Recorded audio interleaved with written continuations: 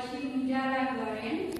我在北京，我今年大学的留学生。去年我来北京学习，现在我是一名研究生，我的专业是软农工程。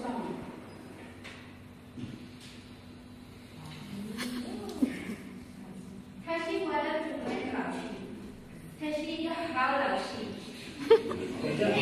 也是一个有好的老师，我非常喜欢。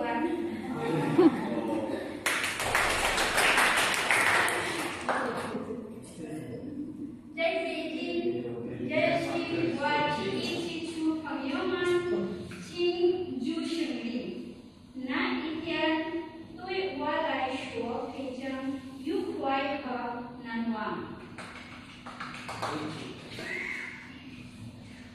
那是我的第一次婚姻9年见面礼。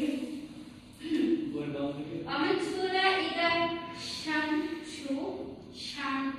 爬山，那里有一个美丽的湖，看起来像一座冰岛。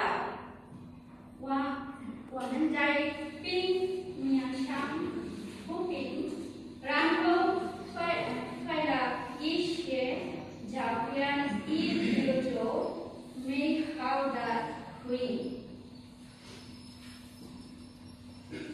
我是一名穆斯林，穆斯林有2个重要的节日，一个是开斋节，另一个是古兰节。我在2025年，我在北京庆祝了我的2个开斋节和古兰节。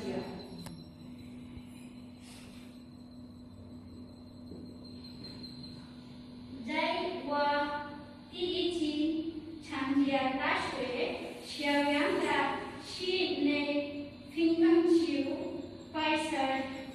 比赛时，作为一个初学者表现得很好，并被转入班学习。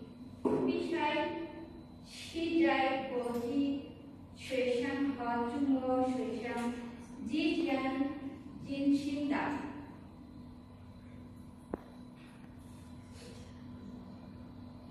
我参观了北京的一些热门地方，到处都感受到有自然的美。